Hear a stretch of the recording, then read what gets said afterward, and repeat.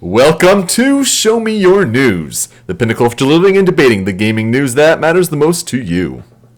Rumor-filled gossip, hardware blunders, or upcoming releases. If it relates to video games, we want to talk about it. I am Yoko, and I just realized tomorrow is Valentine's Day. I am Super, and I just had some turkey, so I'm already in love. You got that tryptophan going, and you're going to be a sleepy Super? I'm gonna be super sleepy. Actually, I have some 5-hour energy drink left over. You always use that. That could make this episode interesting. Anyway, we are part of the Show Me Your News network at showmeyournews.com. And our top stories today for episode 153 of the podcast on Thursday, February 13th, 2014. The Smash update, after our last episode, Lucario got revealed, but we also got a new character today. Just in time for the episode, it's Little Mac. That's right, not Diddy Kong on the Japanese release of Donkey Kong Country Tropical Freeze. We'll talk about that. Also, a Nintendo Direct also just broke, within the past hour, so a lot of news to come from that. Sonic Boom! No, it's not the wonderful Sonic CD song or even the Guile Attack. It's a new game and animated series that is a kind of reboot running in parallel with the Sonic universe, and we'll have some fine guests talk about that. The hilarity of the week, Flappy Bird. Flappy Bird caused some drama. We've got stories in our story pool, games that are out recently, our soapbox, and we wrap up with our YouTube recommendations. I'd like to welcome our guests, creator of the Sonic F series, friends of the show, and they work over at Sonic Paradox. Please welcome back to Show Me Your News, Cyberlink 420 and Game Buddy. Woo! We just keep showing up. You just leave the door unlocked and, let ourselves in. Well, it's been about 10 months. Welcome back, guys. It's good to be back. Well, we Game Buddy. That's true. Yeah, that's right. Yeah, he was being a little quiet there. Being at that Sonic with the scarf. What's up with that? You can't hear him. He's muffled through the scarf. There you And all go. the bandages. Oh my goodness, so many things to talk about with Sonic. We figured it'd be the perfect opportunity to have you guys back on the show because it was a big couple weeks for Sonic the Hedgehog. Yes. Yes, yes. it was. But actually, it's been it was like a big day, and that just keeps It going to the rest of the week. It's so many things that spin off from that, and it's going to be definitely interesting to hear your opinions, and I'm sure you do have some interesting ones there. Let's start the show, though, as we usually do, with What Are You Playing? We briefly go through the games we've been playing in the past couple weeks, give a quick little review, just kind of more of a time capsule where we are in our gaming experiences. And Super, we're going to start with you. Get that 5-hour energy going, and what have you been playing? Actually, I'm just drinking a Caddyshack right now. But 5-hour Gopher? energy if I need to feel it. Uh-huh. For those of you who don't know, Caddyshack is a tea and lemonade like an Arnold Palmer, but it's done by Peace Tea. Good to know. I'm trying to get us some sponsorship. Not non-copyright infringing. Because we know we need it. I am playing Fire Emblem Awakening. Yeah. Same as last time, really, and I'm getting a lot further in Lunatic Classic. Oh my goodness. It's a hell of a run, cause it doesn't matter when you're this early on in the game. It's so hard, because even if you train and you get your guys ready to fight, eventually they hit the level cap, and you're not at the part of the game where you can get second seals and master seals to enhance them. So they're frozen like that for a very long time. I just finally got my 3rd seal.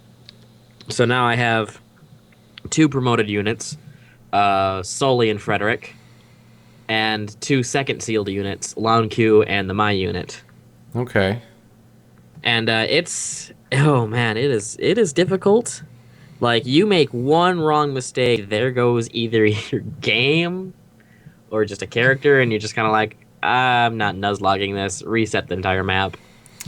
That's what you get, though, for, the hardest difficulty and the hardest mode. Second hardest difficulty. Once you beat the game on Lunatic, you unlock Lunatic Plus. Oh my goodness. That's right.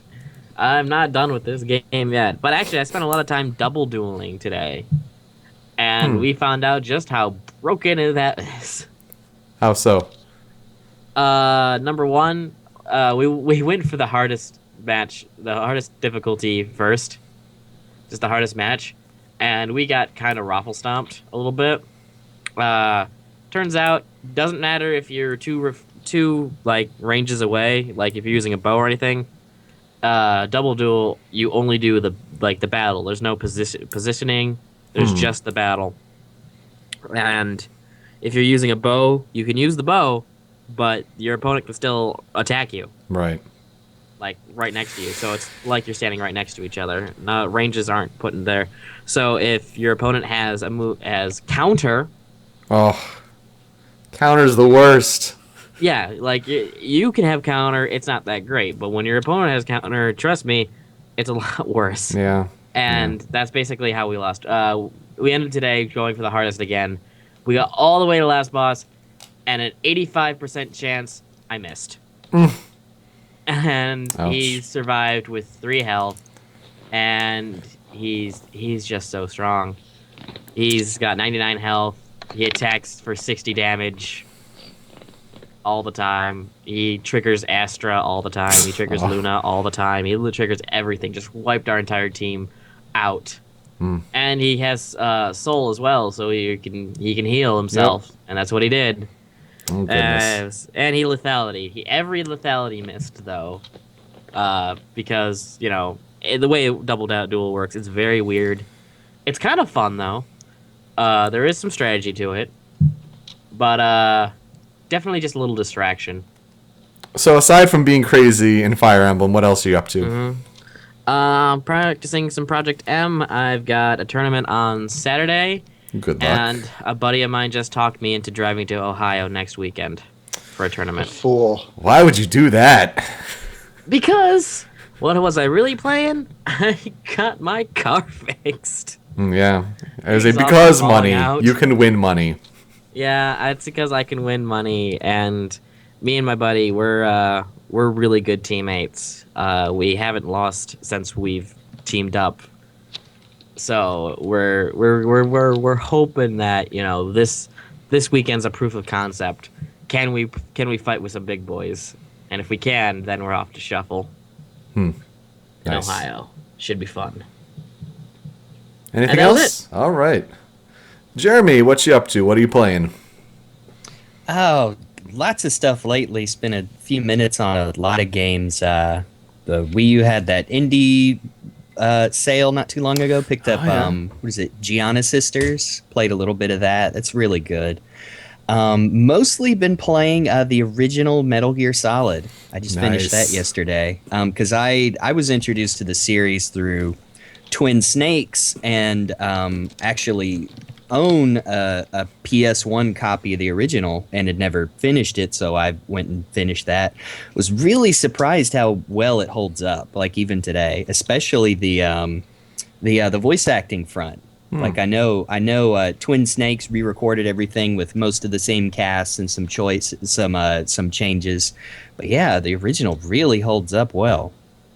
Yeah, for a game in 1998, it's good to hear. Like you, I started with Twin Snakes as well, and I've seen parts of the original, but I just like the gameplay changes in Twin Snakes too much. Yeah, I can see where people say, they basically took Metal Gear 2 controls and put it in one, and that does kind of break the game how it's designed, but it's also more fun for me. Like the controls definitely have aged the least well in the original Metal Gear Solid. But yeah, it's The faces, yes.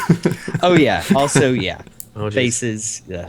But yeah, and then I started up just today Metal Gear 2 on Metal Gear Solid 2 on the HD collection because I haven't played that one in a while.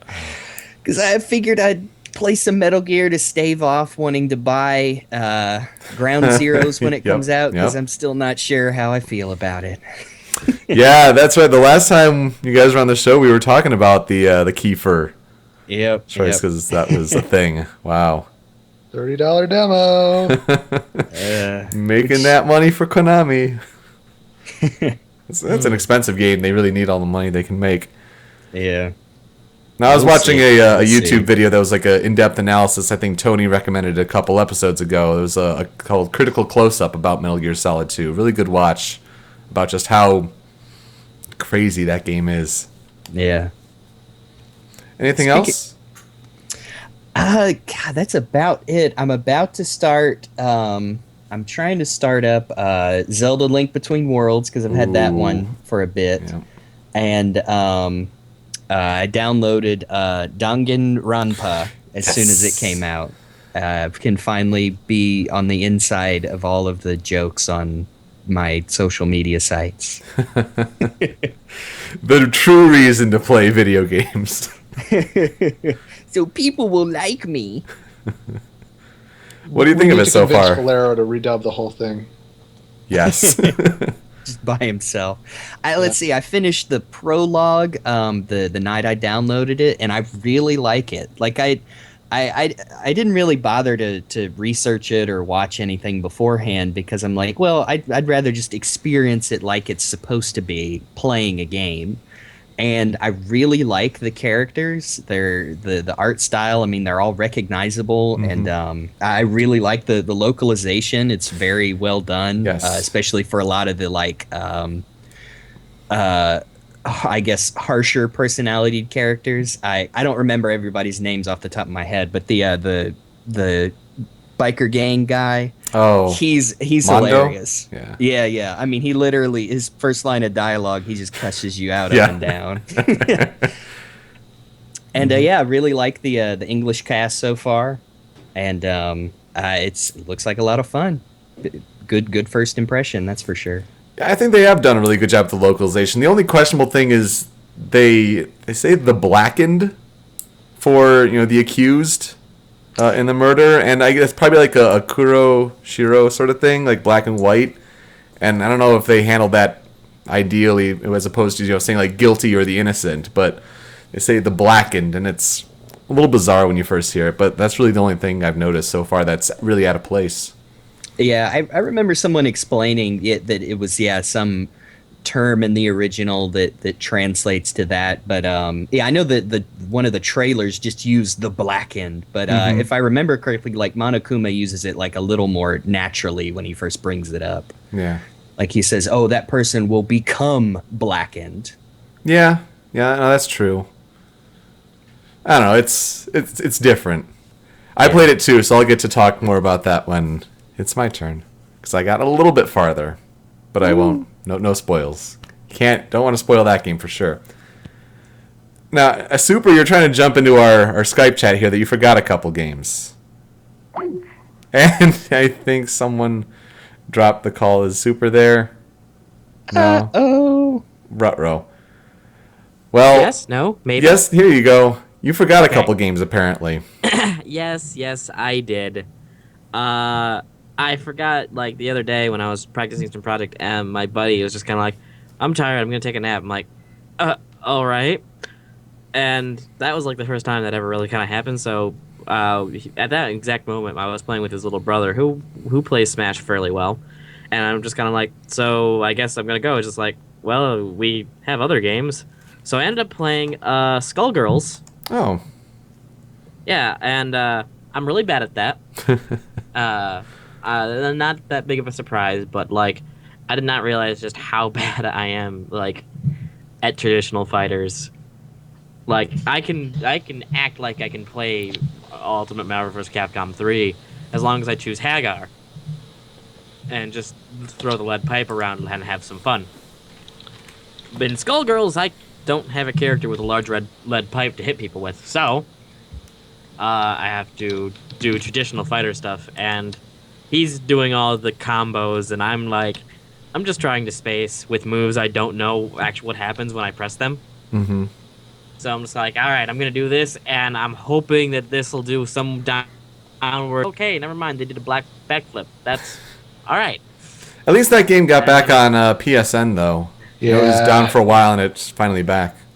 Yeah, we ended up playing the Steam Encore version. Yep. It was a lot of fun, though. Very cool. And then I ended up spending probably 6 hours playing Magicka.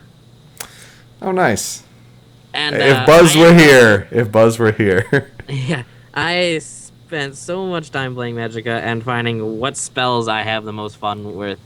In the end, I went with the Steam Beam.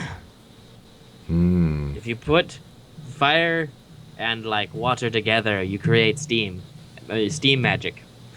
And I make 4 steam magics and then 1 beam magic, and it creates this beam of steam. And I'm like, we're playing this on Steam. Eat the steam beam. It's so meta. Yeah, it was the most meta there was, and sometimes I have fun like in the middle of like preparing the steam beam.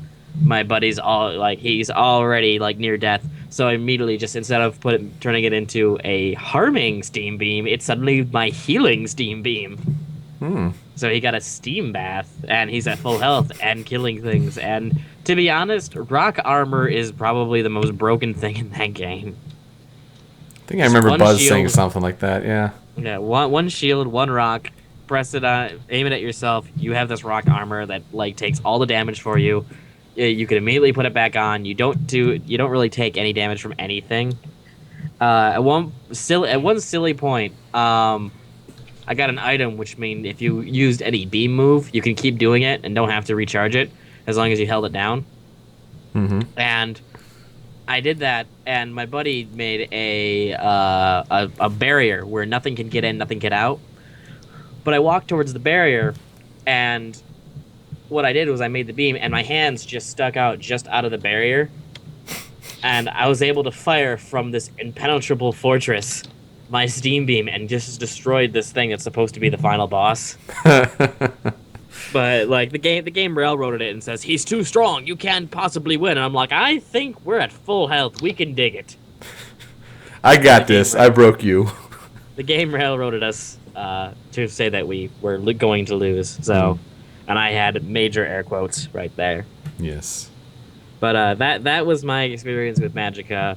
And it's a huge difference. We started playing it on his laptop. It was laggy. I didn't think too much of it. Started playing it on a good computer. Oh my god, that was a difference. And then it wouldn't even run on your computer, so there you go. No, it did not in the slightest. I don't think I'd see the main menu screen. Yeah, it probably would crash by that point. Mm-hmm. But yeah, those were very good games. So if you haven't played Magicka yet, go do so. Maybe I will. All right, Luke, your turn. Let's see. Other than continual playing of Metal Gear Rising: Revengeance, which is now both my 2013 and 2014 Game of the Year. Thank you, PC version. There you go. That's right. I actually have been spending some time with a game from 2013 that I missed out on, sadly. Saints Row 4. Saints Row 4. Which that game, oh my goodness. That game scratches a lot of itches for me, because it's like it's got collectathon elements, which I'm totally on board. Yep. Oh, he's being pretty choppy there. I thought it was me. Yeah. It revels in its silliness and stupidity and just absolutely goes wild with it. Mm-hmm. Yeah, you gotta like those from Infamous. Very, yeah. very self-aware and self-effacing. I know Saints Row 4 was our PC game of the year. So it's good for a lot for me. Mm-hmm. I think he needs to find a better spot in his house. I think so. Yeah, the connection's getting a little tough there. He's gone hurricane mode. Saints Row 4 was our PC game of the year. I know it was some Smidge's personal games of the year, and I've heard very good things about it. I know I got it for Christmas, and I want to play that. Yeah, I want to do the superhero stuff. He wants to be with the president of President of America. Is the president Keith David? It depends on who you choose Okay. as far as the voice actor, because there's different voices. I'm sure. I thought Keith. I don't know anything about it. I thought Keith David was your vice president and your. Oh no! was the That's right. Your character is the president. All I know Your about that character. game is Dubstep Cannon and Keith David. That's all you need to know. And Nolan North as Nolan North. Nolan. That's not even a joke. Like, there's male 1, male 2, male 3, female 1, female 2, female 3, and Nolan North voice. Perfect. And he 3 or 4 times in the game, he just refers to himself as Nolan North. Like, one of his taunts is the Ha Nolan. Oh, goodness. It's kind of the greatest. And as I was saying before, any game that can use Stan Bush's The Touch to great effect gets all the points in my book. This is true. This is true. Anything else you've been playing? Other than iOS games, Sonic Dash just updated today. Oh my god, you guys. Yeah, that's true. It's not like Tony's been talking about that for a couple weeks. Yeah, well, I'm pretty sure my high score is higher than Tony's, so it's okay. Oh, it's on. It is on. I'm calling you out, Tony. But other than that, I played through Broken Age. Oh, nice. How is that? It's short. I mean, granted, it's only the first half of the game, but you can probably beat both Vela and Shay's chapters in about, I don't know, 2 or 3 hours each, so it won't take you that long. But it is very much the old school Tim Schafer experience that you were promised, so Nice. it delivers in that regard. And it's kind of interesting to see how that game has evolved, because I was listening to an interview with Schafer, and he said the original plan was just like, they were only expecting 800,000, so the original plan was just like a super easy, like 8-bit adventure game that was maybe 10 rooms big, and it was more going to be about like showing people what it's like to make a game than the actual product itself. Like, it's going to be more focused on the Player 2 documentary than the actual game itself. But now that they had as much money as they did to create something like Costume Quest or Stacking, they could actually go through and make it into a very polished, very in-depth experience. And I think they really delivered. Yeah, and get Like I Elijah said- Wood as voice talent. Yeah, and like, it doesn't. There is some like higher profile voice talent, but it doesn't feel like stunt casting anyway. Like, based on the behind the scenes videos they released, you can tell that even the celebrities have like some experience with old school point and click adventure games. Like, they're into the stuff just as much as we are, so it feels very genuine. Mm-hmm. And even for cases like Jack Black, it's like, well, Schaefer worked with him in Brutal Legends, Yeah. so why would he not come back? Yeah, I'd expect But- nothing less from Double Fine. Yeah. Now, is this just episode 1? Yeah, it's episode 1 of 2. They're going to be releasing part 2 later this year. Okay. And for those that don't remember, this is the first big Kickstarter success and what's this come of is it. the Double Fine Adventure Kickstarter Mhm. fully realized. That's Yeah, awesome. it's a very cool game. Some interesting puzzles. It never felt too hard, but at the same time, the solutions never felt like really, really obvious. And it's cool because you've got the 2 different characters you can play as, and at any point during the game, like if you just get really fed up with somebody's puzzle, then you can just go into your inventory, click a button, and you'll automatically switch to the other character's campaign wherever you left off. So you can just kind of move between the 2 on the fly, Nice. and either like finish each one in like one sitting, or just switch between them at your heart's content. So that's new. That's kind of a neat feature. Very cool. Yeah. Anything else? I'm downloading Steel Diver as we speak. Oh, yeah. Me too. Steel Diver Sub Wars. Maybe that was what was eating up your internet. Nintendo's like, Yeah. oh, they're going to talk about our Direct. We at Nintendo want to steal all your bandwidth. Please understand. Please understand. If you guys have not seen it, check out the Yo Video Games parody of Nintendo Direct, because it is, it's just a thing of beauty. Now, Jeremy, you wanted to add a couple games as well, quickly. Oh, 2 things real quick. I also played and beat Brothers: A Tale of Two Sons. Yes. Because it was free on PlayStation Plus. What'd you think of Are it? there in fact 10 games from 2013 better than Brothers? Maybe Metal maybe. Gear Rising. Better I'm than just Brothers. messing you because I know you get the reference. Oh yeah. In fact, I was about to say I unfortunately went into it knowing one of the spoilers near the end because of Giant Bomb. Mm. Yeah. But that didn't really take any impact from it. I mean, I'd recommend just about anybody to play Brothers. Oh, yeah. It's you can if you know what you're doing, you can play and beat it in maybe 2 hours, 2-3 hours max. Oh, yeah. It's just a really nice, different experience. And so yeah, that was really good, and I'd like to see more games like that in a small, digestible, cheap package, because I think it's only retail PSN like $15. 15 for full price, yeah, but you can get it for cheaper on Steam during sales. Yeah, And it's narrative through control. I mean, it's brilliant. Oh yeah, it's really nice too, especially again at the end when everything comes together. Yes. The other game I tried to play because it was also free was DMC Devil May Cry, because as for as much as people in this chat talked bad about it, I'd seen a lot of people also say, no, it's fun. That game is wet hot garbage. Like, You don't look a day over 12,000. I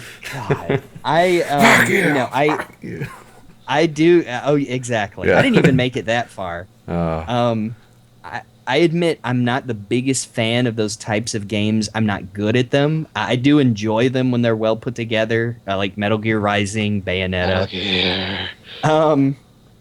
But that game, it's the controls. I don't know. It's just slow, and the story is just it's insulting. I mean, it's like I don't know. It feels like a reach around. as a straight white male, I feel like that's exactly what they're doing. They're like, "You're so cool, I'm Dante." Well, that scene at the beginning. I mean, I don't know. It felt like I don't know. It literally felt like a Linkin Park AMV from 1999. You throw some crawling in there, and you're good. Yep. It was. Oh man. But yeah, it just actually surprised me how, like, I guess how gaming journalism as a whole was like, no, it's a fresh update. It's fun. It's different. And I'm like, no, there's nothing in this game worth. I don't know. It feels like a 10-year step back for games as a whole. Like, not from a design point, but like the attitude, like maturity. Yeah. It was like an M-rated Shadow the Hedgehog. Now, I watched through all the cutscenes, and you have not seen the depth that game reaches yet. Isn't Giant Baby? Yes, pretty much. Lower. Yeah. And there's a spoiler in the chat. Yeah. And I mean the whole point of this again, to go back to the pandering, it's like, the bad guy is literally Fox News. Like they didn't even try to think of what's something like young, rebellious 18 to 22-year-olds hate. Fox News. One of the antagonists. That segment of the game is kind of cool, and just the way it's presented. Yeah. The main antagonist isn't Fox News; it's the Bob Barbas character. Right. Yes, the guy in charge. Bob Barbar.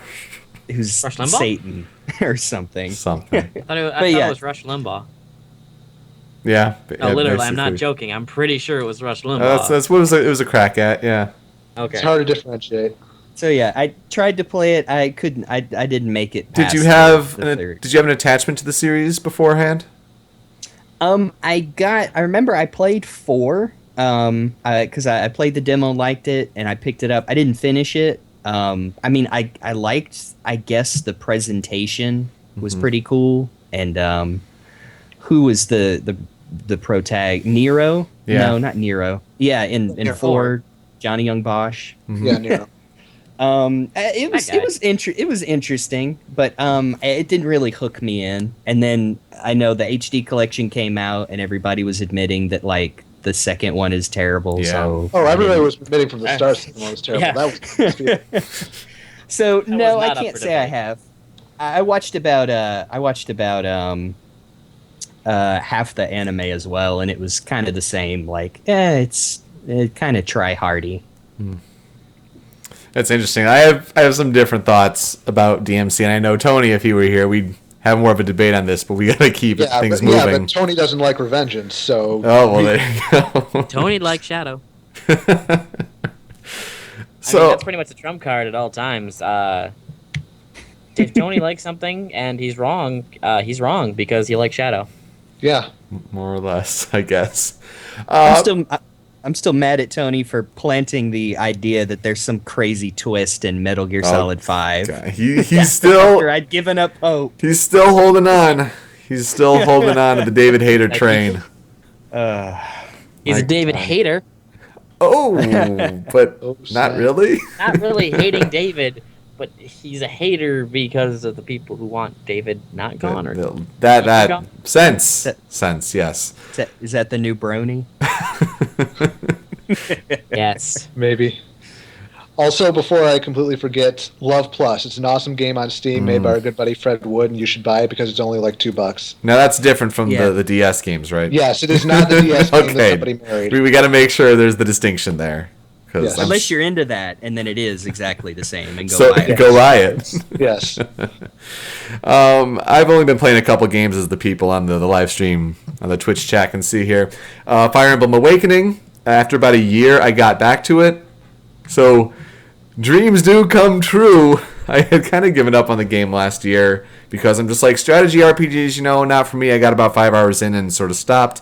Got back to it, played it all the way through, 36 hours. Yeah, granted it's on normal and casual, but for someone who's new to the series, like, that was what I could do. And the DLC helped a lot. The DLC I got at its launch last year for cheap, at least. That was really helpful, especially the exponential map.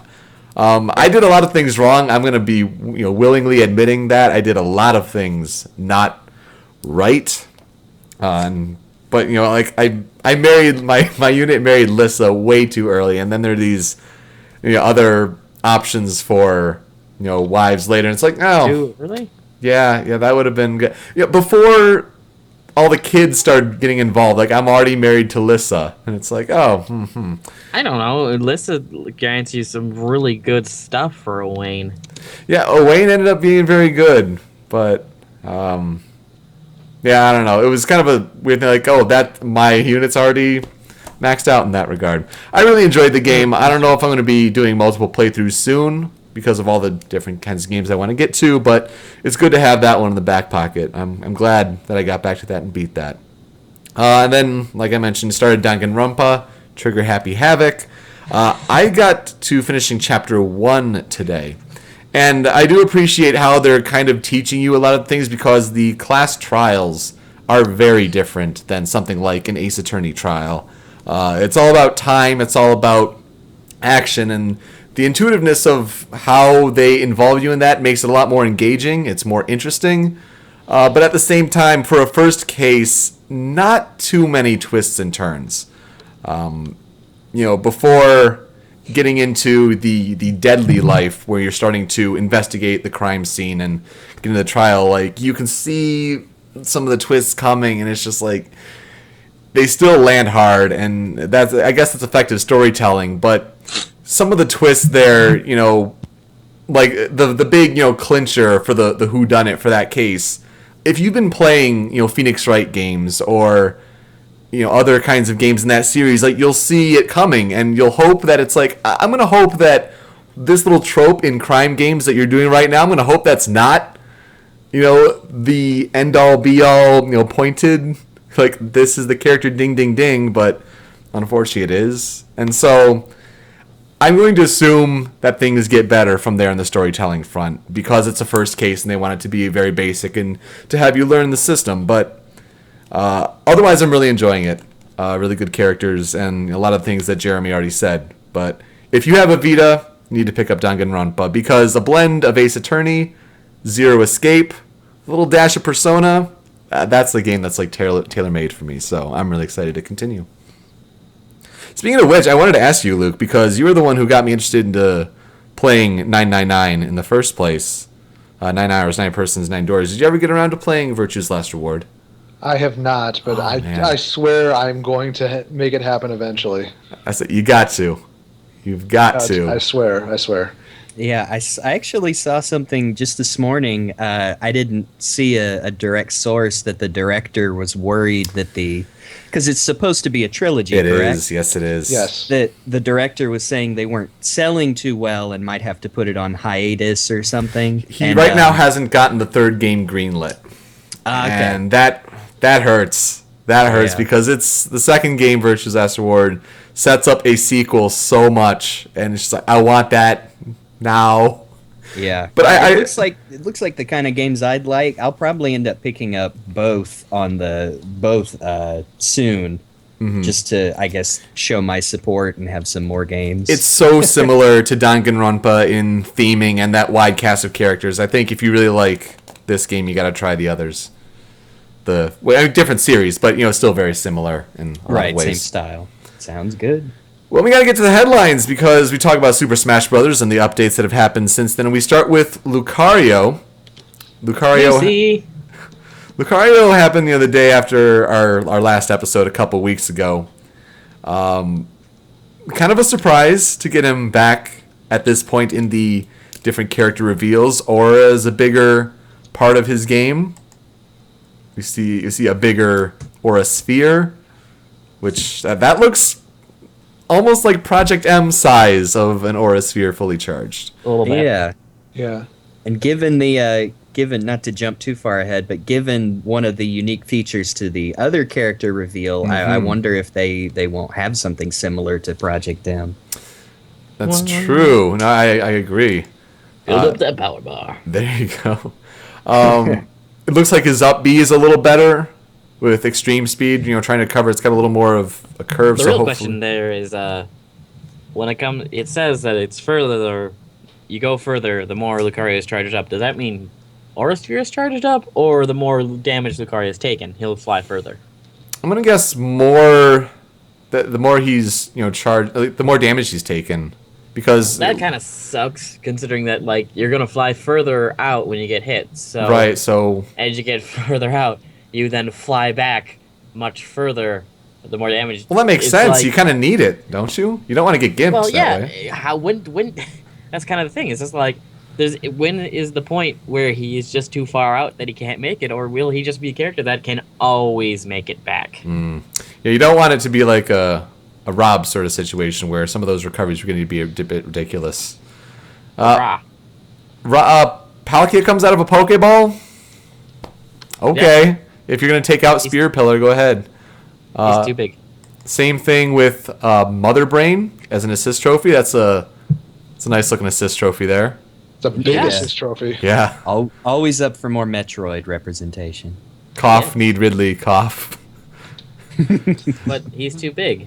Look, Ridley is Like- going to be in the game in some capacity. They would not have put the Pyro Spear in if he wasn't. The question is, will he be a stage hazard or a character? And I please. say character because if he was a stage hazard, they would have shown him as one by now. Yeah, there's a please double not. double. Please They're not gonna a stage show him hazard. as a stage hazard, but then they'll reveal him as a playable character, and he's replaced by Alphonse. Leave it to me. What's his name? Alfonso. So, Alfonso. Yeah, there you go. Alfonso will be the Alfonso will one be in the grabbing back. Samus and slamming him around the edge. How about this Sakurai quote here? It is said the cosmos is beneath Rosalina's gown. Whoa now. euphemism? Whoa now. I don't know. I like his quote from a few days later a little bit more. Which is that one? With TV. Oh, yes. With the Nintendog. Yes. Smash Bros. Ages series and makes me ages. really confused about what I'm creating. I think that anybody who worked on the Project M dev team would agree. Yeah, all the fixes they've been trying to make. What do you make of these on this counter? Double team. It's more of a counter move for Lucario with those glaring eyes. Well, number one, it's more glaring eyes on the wrestling stage. That's funny. Number two, we're seeing. I don't know if we saw this earlier, but I'm just gonna point it out again. Yes, Marth's Shield Breaker is still the stab. Yep. Mm-hmm. Um, Now I gotta correct you here. It's not a wrestling ring as much as Tony would like it to be. Now with Little Mac, this is going to be confirmed as the Punch-Out stage. So a boxing ring is the more appropriate term. I'm sure we would have gotten comments along those lines. So Yes. Right. Anyway, the boxing ring. hmm I think the weirdest thing is just kind of like, it really looks like Martha's poking at Lucario's shield because of that circle surrounding him. I'm just kind of like, that just looks wrong. Unless he can counter out of shield. That'd be something. Or like he can make a double team and like literally make an illusionary copy. That'd be something interesting. Speaking of something interesting, Donkey Kong's eyes on the home run bat. Yeah, how about that home run bat? That's a pretty bugging out. It's a pretty sweet bat there. From my understanding, they use metal bats in Japan more often. So yes, yeah. Over here, at least for Little League too. Yeah. And now, interesting question here on today's picture with Peach. A rainbow attack? Is this her new up tilt? Maybe. I say new up tilt because they don't want to keep upskirting every time she attacks somebody. That's a good point. That would be interesting, though. Kind of a wider range of attacks, as opposed to just the flower. Yeah. I just love the picture itself because I look at it and it's literally her going, nobody cares. And apparently this is for Valentine's Day, so right. You'd think that if she kept that same attack, that up tilt with the hearts, that would be more akin to Valentine. I don't know. Could have been changed. Everything is subject to change. Found a screenshot. The hearts are still there. Hearts are still there. So I hope this isn't a new up smash then. Her current up smash isn't that great. It's just the poke. Like I said, it's just so they don't use the upskirt. Exactly. I'm telling you. That's true. How is that supposed to be her forward tilt then? It's hard to tell what kind of attack it is since I don't know. It looks like it's following her hand. Definitely. I don't know. Like it doesn't look like something that would be a really quick like tilt move. I don't know. It looks interesting, whatever it is. It looks in every way as a reskinned Zelda's up tilt. Yeah, I was gonna say. Yeah. Or up smash. Up smash. Maybe it's an item, and every character can do this with the item. Just imagine Bowser. Everyone gets rainbows. Bowser rainbow. Watch, it'll be like the dumbest thing we can think of, and it's a taunt. Oh yeah. Could be. It could be. Oh, geez. Well, let's get to the big news that came. It came out of the Nintendo Direct, which we'll get to soon. But big thing, new character. February 13th, everyone was saying Diddy Kong. It's the Donkey Kong Country Tropical Freeze release date in Japan. If we follow by patterns, that means we're going to get Diddy. Maybe we'll get a Diddy and Dixie combo character. Little Mac. Little Mac joins Smash. Hell yeah. Punches in. And he's looking very interesting. Like he looks as fast as Sheik for one thing. Yeah, here's the thing. Little Mac, I did not want anywhere near Smash Brothers. I did not want him as a playable character. Right. Nothing about him. I was just like, no, please not Little Mac. Immediately when they started to show gameplay footage of him, I'm like, I'm maining Little Mac. Isn't it amazing how that can change? Just like Wii Fit Trainer. I'm gonna be honest with you. If you look at him, he moves and attacks a lot like PM Sonic. A little bit, yeah. Yeah, he's like a lot of his attacks. I'm just like, that's PM Sonic's forward air. He uses his hand instead of his feet, but that's his forward air. And he's just the way he's attacking, the way he's moving. I'm just kind of like, I want this. I want this character. I already have a main apparently, and it's the character I didn't want in the game. I appreciate that it is Little Mac and it's Punch Out and all that. I look at him, during Brawl, and I can't help but think if you've seen the anime Hajime no Ippo, like I'm just thinking like, Zero! Damn Zero! I'm just thinking like, it's Ippo. Okay. But honestly, great to have him in there. It kind of follows up some of the early thoughts that characters people were saying. What was it? Wii Fit Trainer, Little Mac. The original rumor was with the first three revealed, it was going to be Little Mac, me, and Pac-Man. Right. That was So their official leak. so that's still intact. Although with Diddy Kong not being confirmed today, a lot of character leaks that characters that were kind of going around the Smash boards, and not that you'd believe any of those, but a lot of those were ruined today with this announcement. His music was hype. Yes, definitely. Punch-Out music always is. Now, what do you make of the mechanic with the power-up bar? This is starting to feel like Project M. How so? Just these little changes, little things that you do in the HUD, little things that make this character really unique in the Smash Brothers. Right now it's Lucario's aura, but this feels like something they're trying to do with some of the other characters in Project M, but unable to. But like seeing that power bar and all that, I'm like, he's charging up his super move. Yeah, it's a one-hit kill. Maybe. It looks like. And the interesting thing is, like, if you watched the trailer, he's building it as he's being attacked by Bowser, and at the same time he's charging up his own charge punch attack. So it's possible that the power meter actually builds as he's like using his super armor. So that's another thing. That could be an interesting twist to it. I saw more liberal on use that note, of super armor. And on that note, I think this is our first like high definition look at the HUD itself. So yeah, that's a good point. Also, the final Smash. Gigamac is not a surprise to anybody who played the Wii version. Aha, that's what it's from. Yes, Okay, it was a multiplayer thing where I believe if you get enough hits on I can't remember if it's if you get enough hits on your opponent or if you get hit enough by your opponent, you can activate a transformation into Gigamac, and basically you become like a traditional Punch-Out fighter where you have like the telegraphed hits, but they hit much harder. So the person has to telegraph your moves and counterattack like they would in the traditional Punch-Outs too. Yeah, I love the Wii Fit Trainer doing push-ups as a taunt on the side. Yeah, that's another thing is that Mac is fast and he moves low so he can go under projectiles, but Doc even says that he's not an aerial fighter, so his air game and his recovery are looking to be pretty bad, so you're going to want to focus on the ground. And that's good. It's a good way to balance things out. Yeah. And that not relying on final smashes to necessarily be that balance fix. Yeah. Looking very excited. Jeremy, any thoughts on Little Mac? I'm just glad he's in.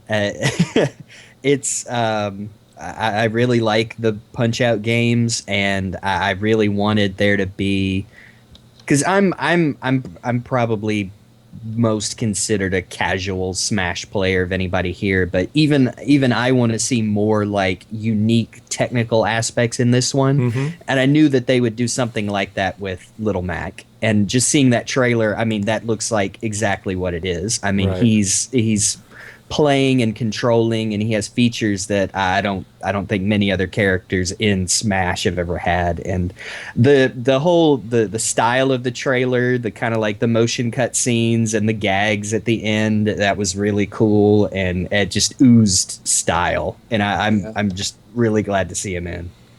Now, one of the screenshots here, we have Villager with boxing gloves. Can we drop a little strong bad in here? How do we type with boxing gloves on our hands? Has Villager ever typed? Hey, if he has a computer back in his house, he just might. You got Maybe. Sonic getting an uppercut there. Sure, you can. See, that's why he's wearing the bandanas, to cover up the bruise. Oh, that is why. I just want an alternate costume where he's blindfolded. Yeah. For anyone who missed the AGDQ games where the speedrunners played through the Punch-Out games blindfolded with success. You gotta like how this Smash game is just more, emotive. All the characters, with their different faces and all these different expressions.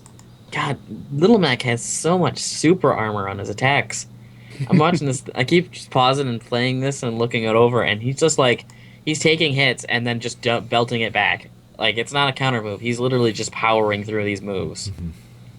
like Bowser's forward tilt. Sorry, Yeah. Gimpy. I think Gimpy might be picking up Little Mac as a new main. I'm just saying. Oh, that super armor. Well, it's definitely been a really good couple weeks for Smash Brothers. Any week that you get 2 character reveals, that's a good one. Yep. Let's get to the Nintendo Direct, though. We just came off the heels of it just before this show. It was a 41-minute long feature in America, I think 39 in Japan, and it started with Little Mac. That's how you start. Give us Smash right off of the bat. Don't wait until the end. Yep. Mario Golf World Tour finally comes out on May 2nd. Is May still the year of Luigi? It's important. It's a good question. Today is the last day of Year of Luigi. On February 14th last year, it was announced that the Year of Luigi was starting. So, And along with this game. Yeah. I just want to bring it back to Smash for a split second. As of currently, we're still looking at the Brawl Air Dodge system. Nothing like the Melee one. it's not surprising. It's not I don't know what surprising, that but it is means. depressing. It means no directional air dodge. Oh, yeah. It's still depressing because air dodging the way in Brawl just makes it so campy and slow. Hopefully it's not as powerful because it did look like the air dodge changed momentum on Wii Fit Trainer. Huh. So the air dodge looks like a lot like Brawl, except for it changes your momentum like straight down or something. Interesting. Nintendo thinks that it's a good idea to release first-party games on the same day for whatever reason. So the Kirby Triple Deluxe game is also out on May 2nd. I know we've got some fans that are really happy for that new Kirby game. They have it be it's gonna be so generally bad. so soon, but to put it on the same day as Mario Golf, it's a little bizarre. I think it spells worse doom for Mario than it does for Kirby, honestly. I would agree. Yeah, I wouldn't say they're too worried about overlap there. I guess. I mean, Mario's just so evergreen. I mean, people would just come in and say, "Oh, give me the new Mario." He's playing golf, great. Yeah, exactly. It's good to see that Yoshi's New Island is out so soon, March 14th. The only thing that kind of rubbed me the wrong way is the reliance on gyro controls, like the jackhammer and the submarine, and Iwata's saying like, and they can be controlled with the gyro control. Like, no, nobody does that. I would hope that's an alternate control scheme. I agree. Because like the gyro has never worked effectively for me in like any of the 3DS games I've ever played. Haven't you guys played with the slingshot and Ocarina of I was Time? gonna say. Flew around Yes. with Star Fox. Yes, It was not very terrible. effectively. It was As terrible. long No, as it yeah. as long as it works even half as good as with the Mario and Luigi title, which I do admit is the only one that I've ever had it work properly. But I actually liked the gyro in there. Also, thank God that they finally managed to put together a trailer for Yoshi's New Island that didn't make it look like a boring, slow shell of a game. I agree. Actually looked halfway capable of gaining momentum and looked kind of cute. And Super Yoshi owns. Yeah. I don't know what they were thinking with the last, basically how they've treated the exposure for that game on making it look so bad. Yeah, no, I agree with you. And then we were talking about Steel Diver Subwars earlier. Have you gotten to firing that up yet? Yeah, I'm currently being given the tutorial by what is obviously Peppy Hare from Star Fox. See, I saw that in the Nintendo Direct, and this was kind of where like the stream was suffering. So like I was trying to switch over to another version. Like, is that Peppy? I think that's Peppy. Oh, by the way, no new Star Fox. Womp womp. Ah, you bastards. I know we've got some issues with our call here, and Luke's temporarily dropped, but I know he has some thoughts on Pokemon Battle Troze, a Troze sequel. Now, I never played the original, And it's one of those. Oh, he's texting me. It's one of those Oh dear. games that never really thought like, yeah, I gotta play that one. Troze. 3 or 4 in a row, and you're good to go. Luke, we're talking about Troze. Oh, Troze, I am so happy. You're so happy. Like, I don't get it. I never got the appeal of the first one. I really liked Troze. It was a lot of fun. Okay. Like, it's kind of Bejeweled-y, but at the same time, it was a little different. Like, other than the whole Pokemon factor, I actually really legitimately like the original Troze. I think that the idea of like 4-player battle Troze is I'm 100% on board if I can get online play and multiplayer. Right. Which I would imagine you could. I mean, I doubt that a whole lot of bandwidth is necessary for a puzzle game. I mean, if Tetris DS can do it and do it well, then Right. The UK got a Layton versus Phoenix Wright trailer. Why they have a release date? Why didn't we get anything? Like, I thought that would be like the one thing we could also bank on is like more information for America on that. I saw on Twitter from old buddy One Chop that apparently Phoenix has a different voice actor, but that's not too. I mean, that's not too unusual considering that the Layton series has like a lot of different actors in their version over there. That's true. I really like Sam, so I hope that's not a thing for us. Sam did a great I have to job. believe. I have to believe. You gotta believe. God, it's one of those games that has been so long coming that, oh man, it's like, jeez. I just want to point out, we were first talking about this at YomaCon 2010. I'm glad you pointed out because I was about to. The first Show Me Your News panel.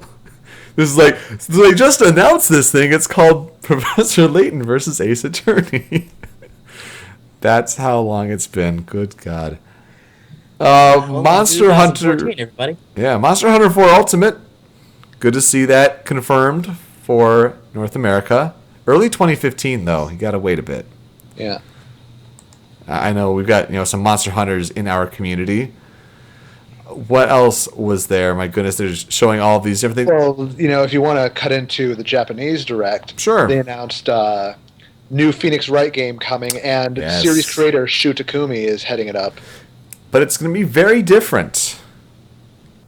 I wonder what that could mean. So we'll see how that goes. No, definitely to have Shu Takumi back. That's a good thing. Yeah. We got I guess you could read that a couple different ways. Like, do they really mean different or similar to investigations or who knows? If it's investigations, bring investigations 2 over. Oh, yeah. Because for real. Oh, That was Luke texting me. he says my life is a pain. Wi-Fi blows. That's okay. Game Boy Advance on eShop. Not eShop, not Virtual Console. That thing. That Nintendo rarely updates. Not for 3DS. Why would they do that? Remember when they announced Super Mario Brothers 3 6 months ago? Yeah. That thing. Hey, remember when they gave ambassadors 10 Game Boy Advance games for virtual consoles two on of the 3DS? 3 they announced were part of that bundle? Yeah. They think maybe we need more on Wii U, so we'll put Game Boy Advance on Wii U. Now, not surprisingly, they didn't talk about DS emulation on Wii U, even though they mentioned that in their investor meeting a couple weeks ago. I think it's too early for that. Like, if they just got GBA working, then they're probably going to wait until, they have titles to announce for DS. Mm-hmm. How about the 10 working ones?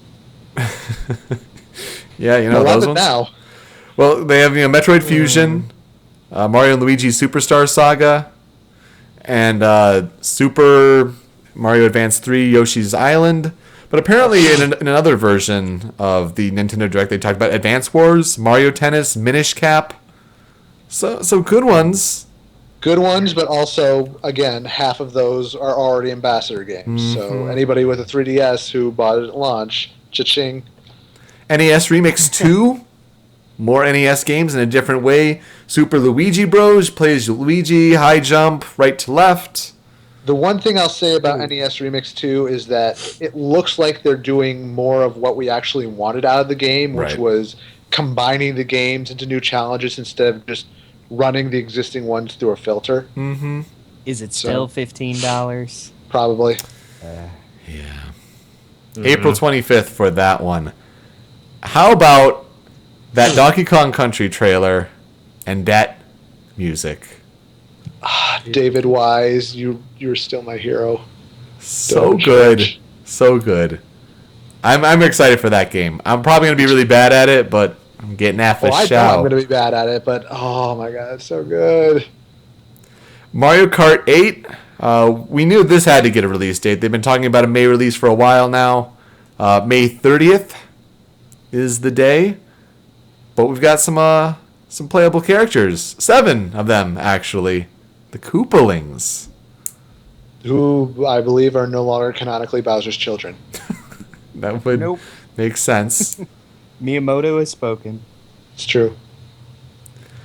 So that's really exciting. That expands the roster. Probably give them some little different characteristics. I remember playing that game, when Nintendo did the E3 tour. That was the one game I waited, I think, 4 hours in line for, and it was still like an between alpha and beta build, but it was really fun. When you're moving up on the walls and all that, it's not that disorienting at all because you're just focusing on the road and it happens to just move with you, and the camera goes perfectly with you. So I really enjoyed what I played. I'm looking forward to that one as well. Yep. At this point, all I want it to be is more like Double Dash and Mario Kart 7 and nothing like Wii. Well, they've got some of the bikes in there, so I don't know. That's fine. As long as... Well, let me be specific. It can be like every other Mario Kart ever as long as the AI is not like Mario Kart Wii. There you go. Yeah. That literally ruined that game for me. Also, try to avoid a broken coin system like 7. Yeah. Yeah. How about seeing X? The dark one? Well, yes. Yeah. All the way from Britain. Wow.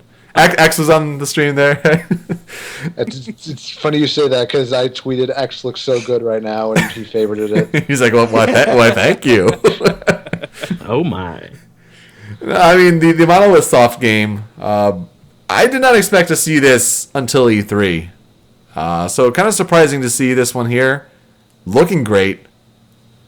Honestly, looking really good. Looking really, really Xenoblade 2 there, which I am 100% on board with.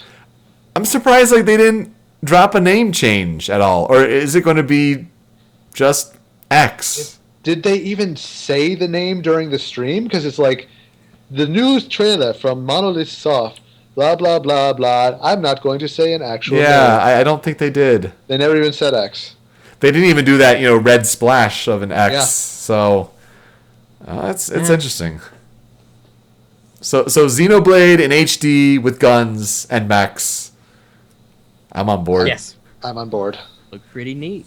Lots of burning sword. Yes. Yeah. And then Bayonetta 2 wrapped up the show. Yes.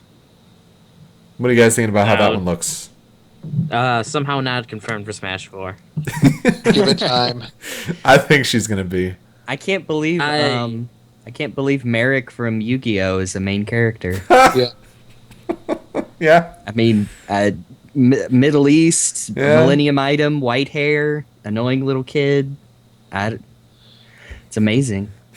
I just can't wait for Tristan. He's a main character. Oh jeez. It's interesting to see that Jean does still play a role in the plot based on that one little tease at the end, and I would be lying if I didn't say I was kind of happy to see that Enzo is back. Where are the haters now for Bayonetta 2? Have they just all kind of crawled back in their holes? Wait till the game's released, then the port begging will start anew. Yeah. Yeah, I'm still really hoping that the first one somehow makes it to Wii U. I know, didn't the director tweet something along the lines of, "Yeah, we could do it if they wanted us to." Yeah, they did.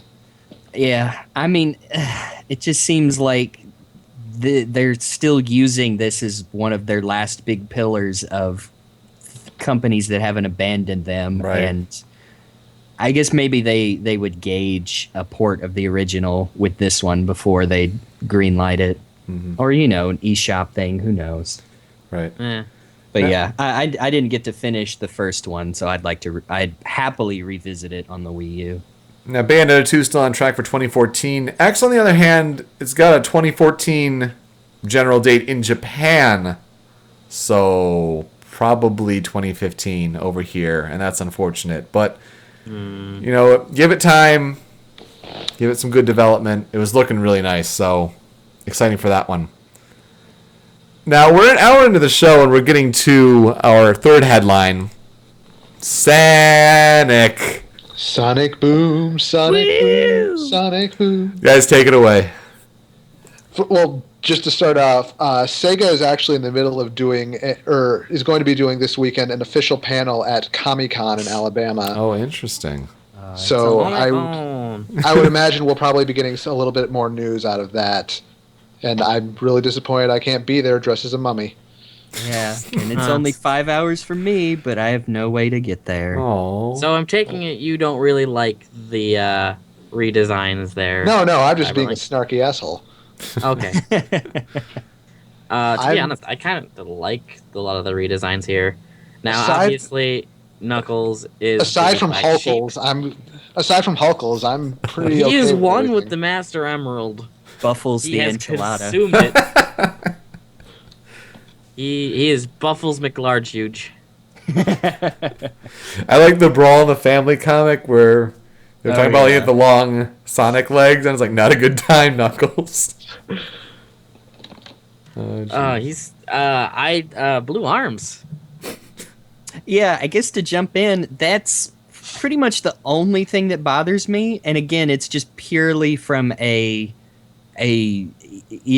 that's always been a mistake, no matter what. Is Blue Arms? It's because we've been training ourselves for 20 years not to do that. Finally, after teaching ourselves to not do that, Sega goes and changes it. And now we have to unlearn everything. Yeah. Well, I'm pretty sure Blue Arms Sonic is going to stay in Sega of America. And because this is what, as far as I've understood it, this is where the split is. Sonic Boom is going to be pretty much created as an American product. Yes, it is. Right. They have said explicitly that this is being developed for the West and is currently not planned to be released in Japan, either the TV show or the game. Interesting. And the traditional Sonic games will continue to be developed by Sonic Team in Japan. Yep. So, Japan hates Sonic, we all know. It's true. It's there. Why even bother anymore? So yeah, it is confirmed to be a side series. Not, they didn't really call it a spin-off. It's not like the storybook titles. It's literally something that's going to run concurrent with the main series. Mm-hmm. Yep. And the game is a prequel to the series. Yeah, the series, we mean the television cartoon coming to Cartoon Network sometime late this year, early next year. They said the 2014-2015 season. I just want to say that was some brilliant Eggman acting. Oh, yeah. With the burn bot. Yeah, and if you saw Mike Pollock and Roger Craig Smith ribbing each other on Twitter right after that as well. That was good. Yep. Yeah, it seems to be that they're sticking with the current cast, which, I mean, we knew from the preview that it was at least Roger and Mike, and it sounds like we've still got Kate Higgins as Tails. As Bentley? Okay, no, Tails. Right. It looks a lot like Bentley. Yeah, it actually looks like they as more mature and grown up as everybody else looks, it actually looks like they de-aged Tails a little bit and gave him a little tool belt.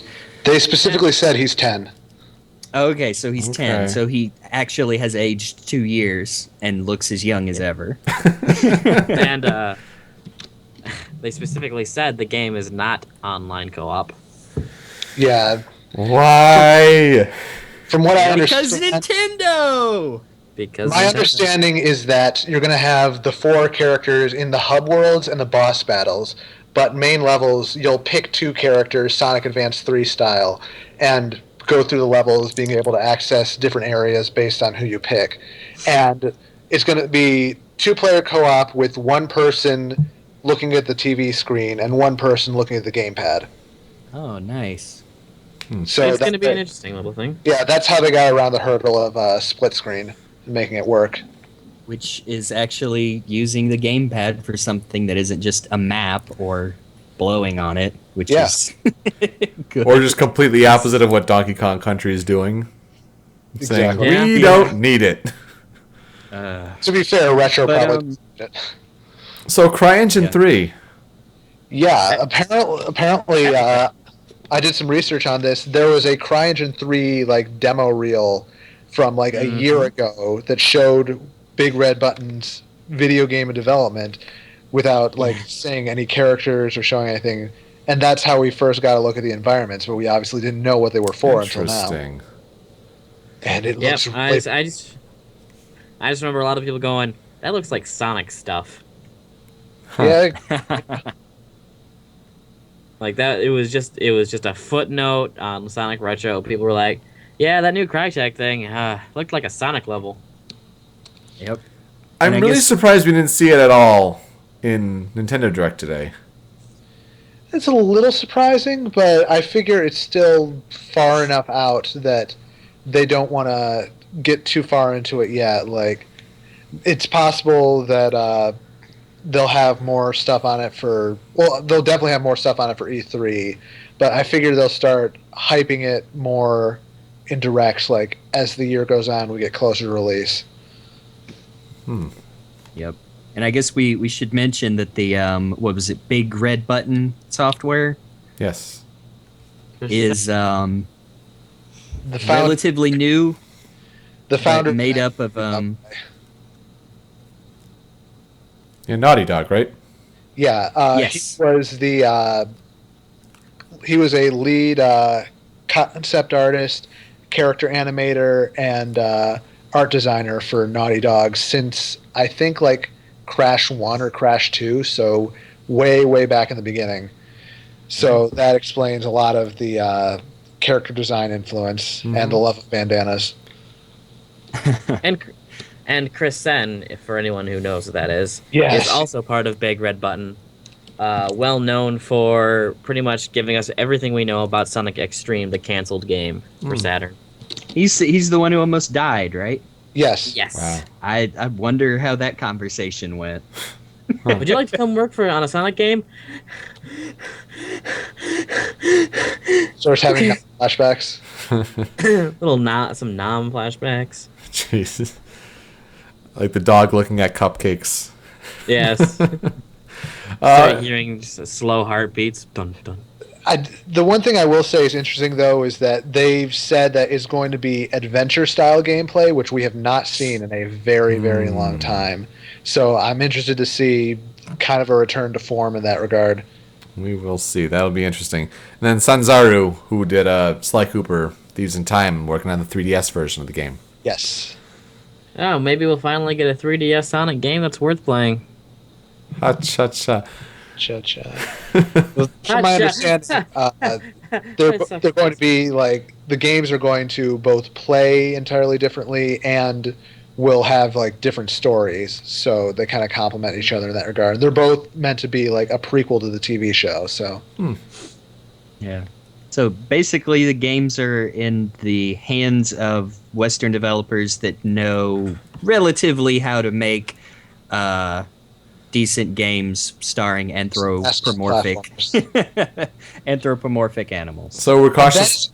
And that is exactly what I have been saying they need to do with Sonic for a long time, is they need to give it to a fresh face and market it directly to the West. And now they're doing that, and I think that is exactly what they have needed to do for a very long time. Yeah. So we're cautiously optimistic then? Cautiously optimistic. I'm not even cautiously. I'm just going full on optimistic. All I'll right. get used to That's it. what I told I'm- my buddy.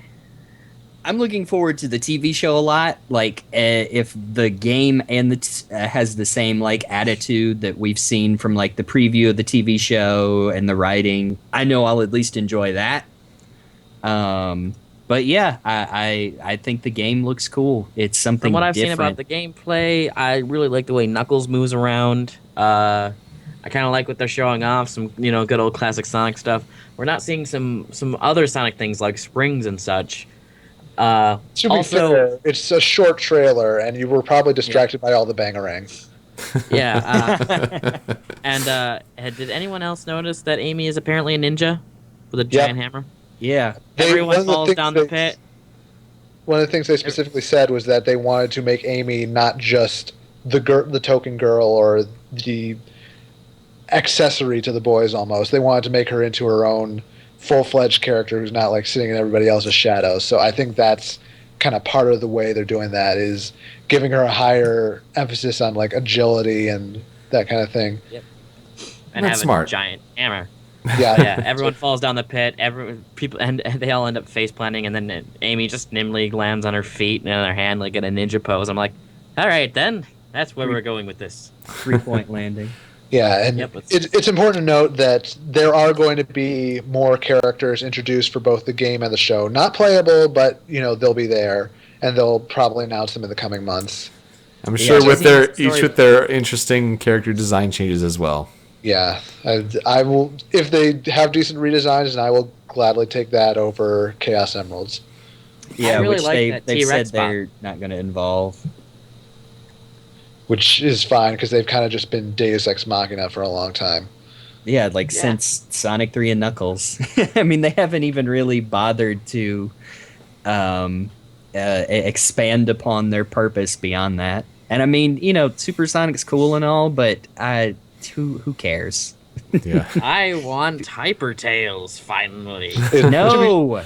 To be fair, Super Sonic was what made Lost World fun. At long last. It just took a lot of effort to do so. A lot of it. I 100%ed that game. Wow. Get on my level. Wow. I only watched it on YouTube. Honestly, I'm a better Sonic fan than Super.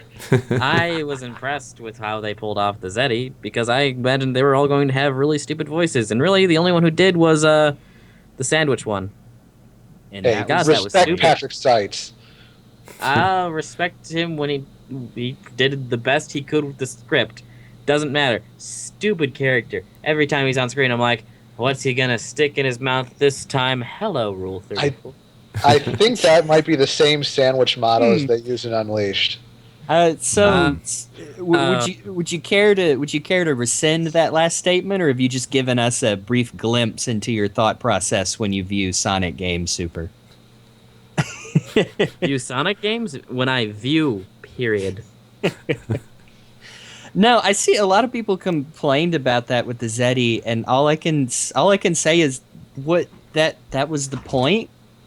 They were supposed to be kind of like not necessarily shallow, but yeah, that was the point. Like, I don't know. That continues to baffle me from Sonic fans as they go in knowing how the old games have been, all the 3D games, expecting these villains or these new characters to be these like Final Fantasy-esque fleshed out villains, and I'm like, have you played a Sonic game in the last 20 years? What is wrong with you? I was impressed. Like I said, I was impressed with the Zeddy all around, except for the sandwich guy. Did not care for him. Honestly, I would have liked something more of an awesome factor from the one female Zeddy. The green girl thing. She was all about her nails and stuff. I'm like, you could have done better with your one token female. But I really liked the lead one. I liked him. Yeah, and the old master, he was pretty cool too. And Sonic got some great one-liners on Zaz. Yeah, he was my favorite. He's gonna beat you like a drum. Are you ignoring me? Maybe. So quick, off the line. Just, are you ignoring me? Maybe. I don't even remember what the line was. The delivery was amazing. Yeah, but a little bit too much buddy between Sonic and Tails that finds like, "Ha, good one, buddy." I'm like, "It was all right, yeah." They kept saying it though, and I'm like, "Okay, I get it, you're friends." I do know that Ken Pontak's going to be at Midwest Media Expo, so I should try and go and ask him if he's planning to do any, or if he's like been contracted to do any writing for the show. Interesting. Yep. Might be worth But it it. was nice to see some Got more the colors in qualifications. writing. Yeah. And Mike Pollock, just the line, "I'm complicated." Yep. That's the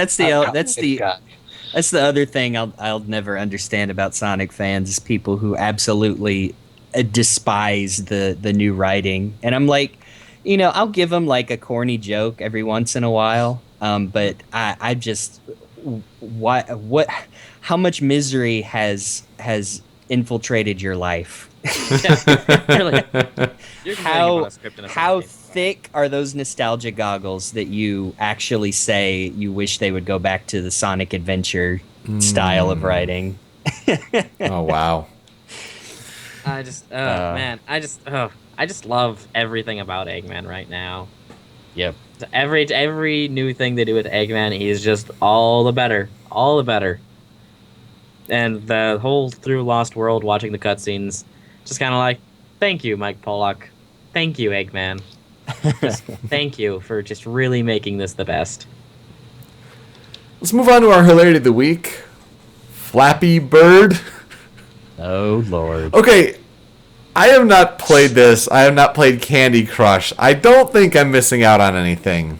A couple days ago, I played a version of what was based on Flappy Bird. Well, because they have a lot of the spin-offs now. Well, yeah, I just had to know what the heck the thing was about. And it was either watch a video or play a really simple Flash game. So I'm like, simple Flash game.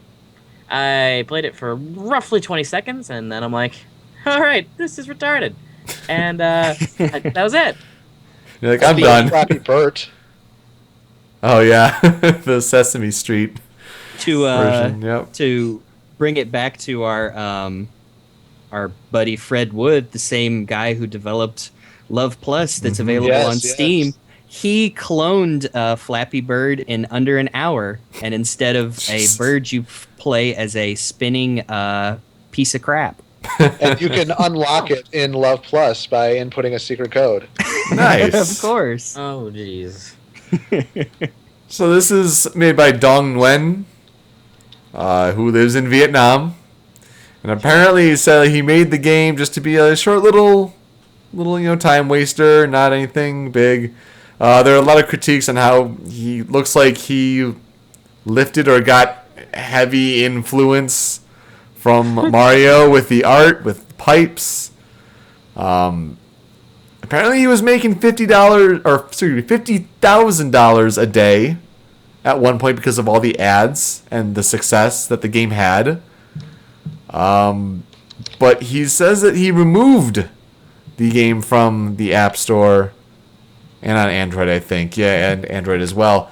Because people were getting too addicted to it, and he was telling people on Twitter not to play the game for as long. I don't buy that. No. I think it was probably all of the terrible reaction that he was getting on Twitter, and we'll post a link here from in our show notes, so you can see this this custom timeline that someone made of either "Dude, I'll kill you," "I'll kill myself," "If you delete Flappy Bird." These Twitter gangsters. I hate that the reaction to this seems to be like so black and white. Like I've either seen people saying like, yeah, good riddance, he should go kill himself, or way to go, way to go, gaming community, you pushed another one out. When I really think it falls in the middle. Like, look, this guy was reportedly making $50,000 a day in ad revenue.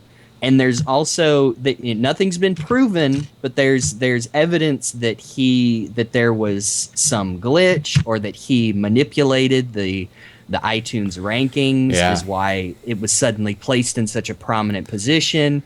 and the fact that he may not have stolen assets from other games, but they're blatantly inspired or copied by. And then there's even accusations that the entire concept of a bird flying between obstacles that looks just like that, a little yellow duck bird, was taken wholesale from another game. So I don't doubt that the guy was, and I Seedy. Yeah, shady. That's a good way. Shady, and just to be clear, I think anybody who reacts to something, even on Twitter, online, telling somebody to kill themselves, I mean, seriously. that's absolutely never okay. That's like the shittiest thing you can say to somebody. Well, it's also like in the sports world that's happening right now, where fans are, speaking out to players and saying all these obscenities, and it's like, what makes you think that's okay or acceptable behavior? Yeah, it's not. But yeah, the guy is obviously seedy. I mean, it's a terrible game, and it got all this attention, and he made his money. And some people are saying that the people who downloaded the game don't have ads anymore. But it's possible he's still making money from what he downloaded. So yeah, I feel sorry if he was genuinely emotionally distressed, but I don't for a second think that's the complete reason he pulled the game.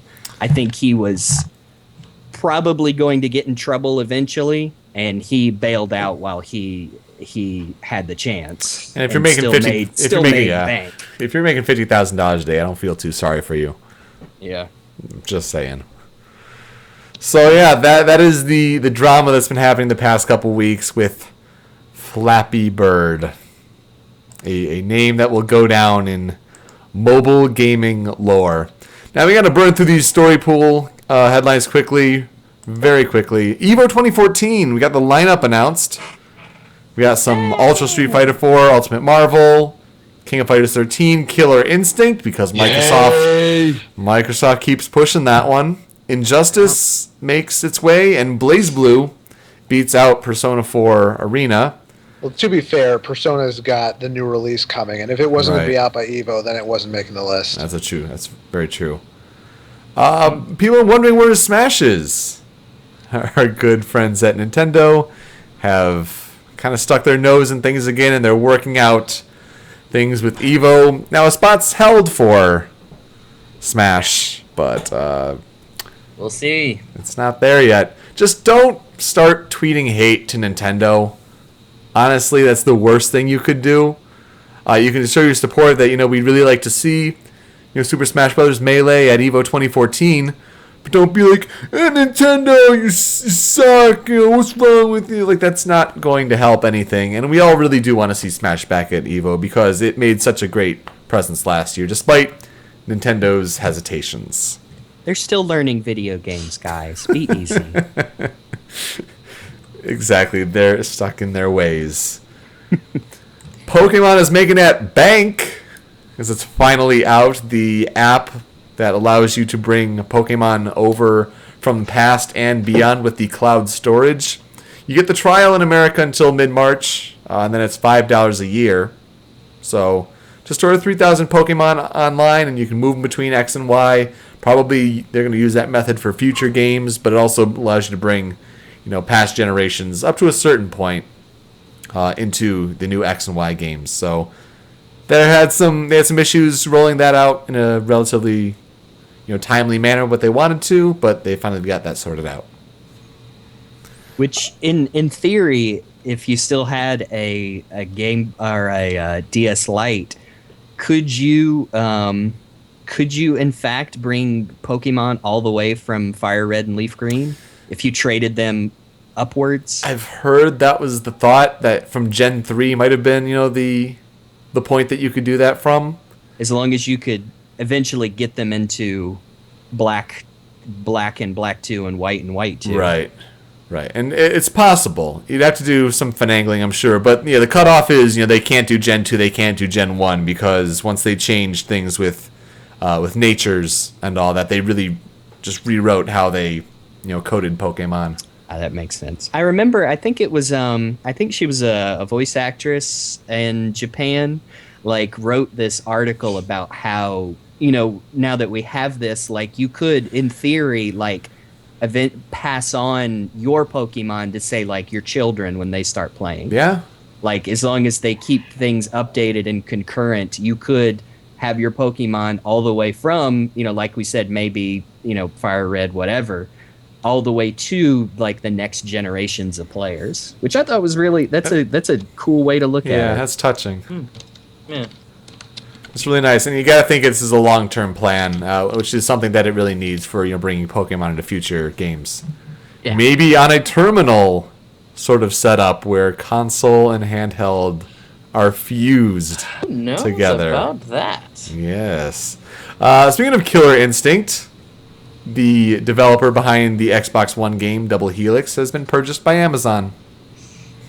Which has some interesting implications, because there's been rumors for a long time that Amazon has been looking into developing a game platform, and I would say that this confirms it more or less outright. Yeah, looking at the Android sort of home console sort of thing, trying to do a better version of what Ouya was trying to... Ouya!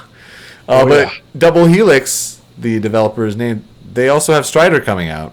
They do, and it breaks my heart because after so many years of making terrible games, Double Helix has finally been nailing it, because Killer Instinct was fantastic, Strider's had nothing but positive press, and now they're getting relegated to touch gaming, probably. Wow. That's and it makes me unfortunate. sad. It does, because they just feels like they've been trying so hard. Like, I think they tried with Silent Hill, and it didn't work out, but then they got a second chance. To be fair, nobody has gotten Silent Hill right except like Konami's in-house. Yeah. Yeah. But like they have said that Amazon has said that they'll honor all of the existing contracts Double Helix has. So they'll finish Strider, they'll finish season 1 of KI before passing it off to a new developer. Well, that's nice of them. Yeah. Watch Dogs made some news. First with a supposed, canceled trademark, which ended up being, a fraudulent. Someone was trying to go for an immediate cancellation of the Watch Dogs trademark, and they'd signed Yves Guillemot's name and everything, but it was a fake, so that got sorted out. But then we got the news that, the game is still coming out for 360, Xbox One, PS3, PS4, and maybe, I think, PC as well. Yes. Between April and June. The Wii U, to be determined. Of course. And we all know what that really means. I don't think it's happening. I think that game's going to get canceled. If it does still happen, they're going to look at sales and be like, well, why didn't it sell well on Wii U? I wonder what could have happened there. No. I mean, when the Nintendo Direct, they announced, and now a new downloadable title from Ubisoft. I mean, I almost just flipped off the TV. Like, don't even. Give me a break. Yeah, this is the same company who delayed Rayman Legends, a formerly Wii U exclusive, just so it could launch with all the other platforms. And now they can't do the same for the other platforms to delay it for the Wii U version. So they put Snoop Dogg in it. Exactly. So, rough news for Nintendo fans looking forward to Watch Dogs. Would not surprise me at all if that gets outright canned. Yeah. Right. Which it's one of those things to where like it's so frustrating because I wanted to get Rayman Legends just to have another game on the Wii U, and I wanted to get the Wii U version of Watch Dogs. I wanted to get the Wii U version of Assassin's Creed 4. And they're just undercutting it. I mean, they're sabotaging themselves. I wanted to do the same thing with Injustice and Arkham Origins. Yeah, we've seen that with Batman too, yeah. Oh my god. And not only are they screwing over Wii U owners with the Origins, but there's now evidence that they outright said they're going to focus on the DLC before they patch any of the game-breaking bugs in all versions. I thought they just said they weren't going to patch them. I don't. They said they're focusing on DLC before they address any of those problems. And now there's evidence that they're going to port the. I think it was the Blackgate. Yeah, Blackgate, the Vita version to HD consoles. Ugh. Well, not HD consoles. Everything but the Wii U, the 360 and the Okay. PS3 anyway. Oh, jeez. Before they do any of that, so it's I mean just Priorities. just screwing the customer over. The Last of Us, which some members of our community think is a bad game. They're Which- wrong. Which they would be wrong. And Yes. also dumb. And I've not played. I think we got to point out it won 10 awards at the DICE Awards, including Game of the Year. That's raffle stomped. Oh, that's wrong. That's Fire Emblem Awakening. No, that's our Game of the Year from last year. Yeah, but one of us is right, and it's us.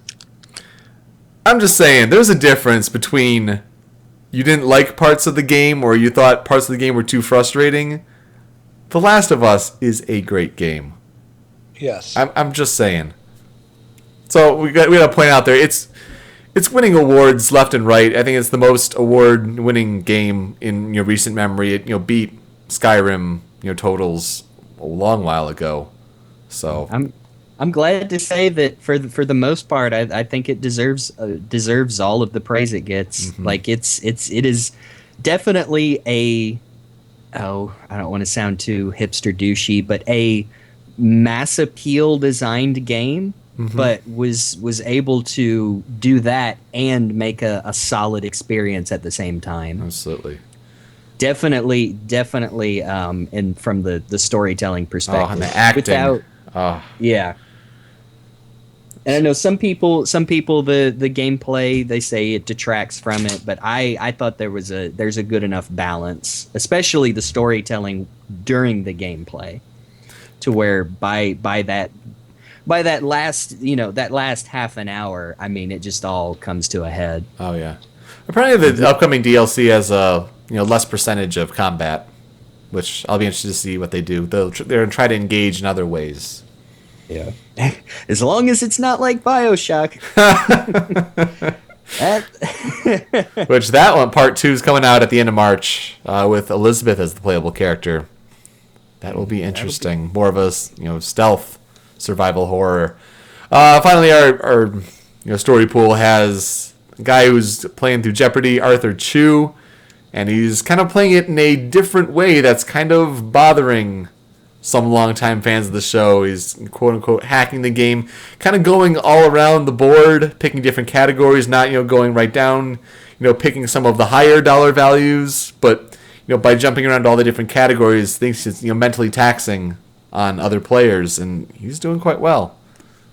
So Okay. that's People apparently. Are I didn't people realize that was a honestly strategy. upset about that? I That's- guess so. Come on. That's my dad watches Jeopardy almost every night, but I mean that's just seems silly. I mean, if you can do that, like if you've retained that knowledge and can do that, then what? That's dumb. Jeopardy's no joke. That's stupid. This is the dumbest thing I've heard in a while. Only on Show Me Your News. All right, we've got the games that are out recently. Fable Anniversary came out with its HD remake, and it's apparently not that good. Just, a kind of lackluster HD port. Molyneux, I know you're not behind it, but still. I've never played Fable, but that's genuinely that's generally how I hear the series described, is not that good. Yeah. Bravely Default, a lot of people loving that one for 3DS. Kind of the Final Fantasy going back to its roots, in a way. But it's not a Final Fantasy game, but very designed like one. I know a lot of people are enjoying that. Speaking of Final Fantasy, Lightning Returns Final Fantasy 13. That wraps up that trilogy. I've not played it, but I've seen the ending, and it is one of the dumbest things I've ever experienced. Also heard It's not to be that good. continued, is it? No, it is not to be continued, but the ending and its implications are super duper dumb.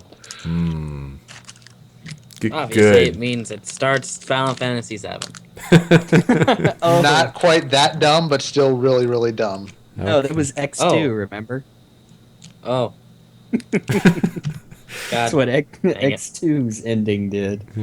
Oh man. And Danganronpa, Trigger Happy Havoc. We've been talking about that. Please buy and play that if you have a PlayStation Vita. Please, please, please. And then The Last of Us Left Behind DLC that comes out tomorrow. So figure that would be worth a mention. Do you get to play as Clementine? You get to play as Ellie. And Ellie, I think, is... I guess that joke fell on deaf ears, but all right. Ellie is a better character than Clementine. I'll argue. I know Clementine has her moments, and you definitely become endeared to her in season 1, but you have more to build on with Ellie, I think, than Clementine. See, that just shows Let you have that one. that just shows how I grow up, because the name of the DLC is Left Behind, and all I can think of is popular Christian fiction books. With Nicolas Cage doing the movies. Oh, I can't wait! It's gonna be amazing. Oh man, Nicolas Cage and all of his freakouts. I can't do the Antfish voice, but you get the gist. Is he No. the Antichrist?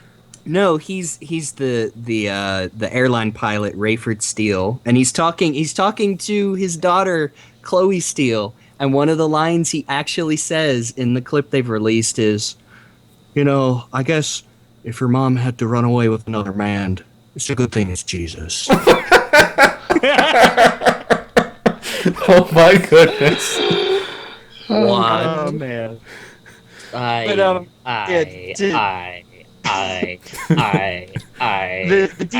DLC the DLC for The Last of Us looks good. I picked up the as the game was coming out, the comic miniseries from Dark Horse was releasing, and it explains like how basically where Ellie comes from and how she met Riley, and it fosters that friendship. And if you dug through if you played The Last of Us, it's probably going to end in not really a high note, but the comic and the game proper fleshes it out a lot. So I'm really looking forward to it. Yeah, that's going to be really cool. Oh gosh, we have hardly any time for our soapboxes, so let's make it quick.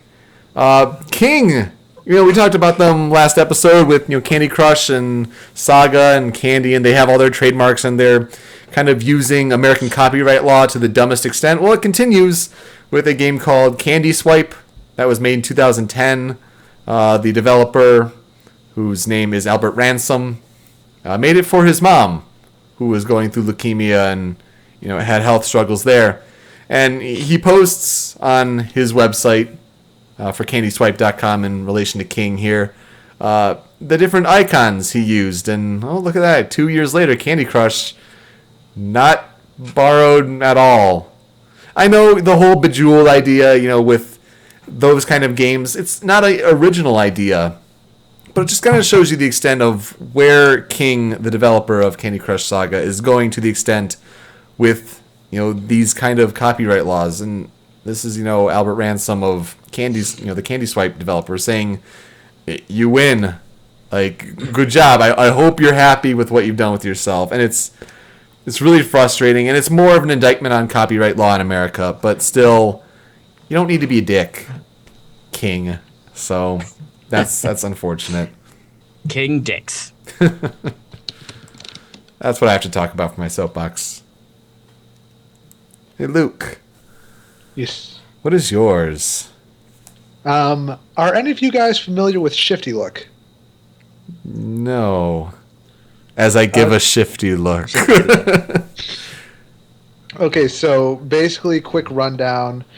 Shifty Look is something that Namco started a couple of years ago, basically partnering with Udon to take a bunch of their old franchises that hadn't had any new releases in a while, like Bravo Man and Sky Kid, Mappy, Katamari, etc., and turn them into webcomics in the hopes of kind of using that to judge whether new content or games for those franchises would go over well with the audiences. And they've had some success recently with they did a Mappy web series by the guys who do PvP. They did a Bravo Man web series with a lot of high profile voice talent. And now their big push is for Wonder Momo, which was a TurboGrafx game that never got released outside of Japan, not even for Virtual Console. And basically, the webcomic's been running for a while, kind of focusing, not really doing a direct adaptation of the original game, but rather kind of doing a sequel of sorts, focusing on the daughter of the original Wonder Momo who gets the powers. And now they're making a big push with that. They're doing an anime series of like 5 or 6 shorts that's currently running on Crunchyroll, and based on the storyline from the comic. And they're currently developing a side-scrolling beat-em-up at Way Forward based on the franchise, which, of course, is a developer that is very near and dear to my heart. Yes. And I think it's really cool. Like, I've been following Shifty Look for a while. I've enjoyed a lot of the webcomics. And I think that this whole sort of East meets West level of collaboration, where you're basically got like an American developer doing an adaptation of an American webcomic of a Japanese-only video game, while at the same time a Japanese anime series adaptation of an American webcomic based on a Japanese video game is running. Like, that kind of collaboration is just really cool to me, and I'm really interested to see more stuff happen like it. Like, that's kind of the reason why I like Sonic Boom, is it's taking a property that was kind of developed for one audience and developing it specifically for another, and going through this really sort of East meets West style of, bringing both sides together and really making something interesting. So I'm hoping that they do more stuff like that, and I'm really interested to see both how the game turns out and how Shifty Look stuff tends to develop in the future. My brain hurts with that path that you went on. Yes. Jeremy. I figured something. It's real short. Funimation has a sale on their official shop. Ooh, yeah. And Black Lagoon seasons 1 and 2 Blu-ray DVD combo is 64% off. It's less than $20. You should go buy it. It's one of my top 5 anime of all time. Ooh. Don't even wait for it to come on Toonami, although you should watch it on Toonami too. Just go buy it right now. Yeah. Good to know. You know what I hate? What do you hate? I hate the Smurfs. You know what else I hate? What else? One of the Chipmunks. You know what else I didn't much care for? The Garfield films. Are they doing a mashup? So, please, I'm so sorry for the next 15 seconds, as all the things that those things have in common are about to go to this. Sometimes some crimes No. slip through the cracks, but these two gumshoes are picking up the slack. There's no case too big, no case too small. When you need help, just call Bandale. Rescue Rangers. That's right, they're getting a live-action movie. No. Based on Rescue Rangers specifically. Based on Rescue. Is that 100% confirmed? Because I believe so. the last thing I saw was that they were like shopping around the idea. Because I mean, Disney has been seen fit to ruin their original properties with their CGI live action mixes. It is currently produced by the producer from The Muppets Most Wanted. David Hoberman and Todd Lieberman are producing as well. It is being written by Rob Rugen. He's directing Genies at Paramount and the Genius Files at Warner Brothers. I don't know what any of those are, but I'm terrified. Oh, yeah, I mean, if you don't know this person, I wonder how much talent they have. Probably Yes. not a lot. I smell a big fat steaming pile of cheese. Oh, that's sad. I'm sure Russia's gonna love it. Probably. Oh, that tells me that someone might not know about the whole Russia thing. Oh, No. I know look it up, Mexico. everybody.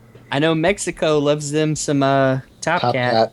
Mexico loves Top Cat. Russia treats Gadget as like. Jesus. Oh yeah. Yep. Russia and. Russia And why haven't we and- seen him during the Winter Olympics? Oh my. Well, on that note, let's wrap up the show with some YouTube video recommendations. Super, do you have a YouTube video for us? I really don't. I've been kind of busy. You know what? I do have a YouTube video recommendation because I'm self-absorbed. So go watch me lose my most recent tournament, Oh, Grand Finals.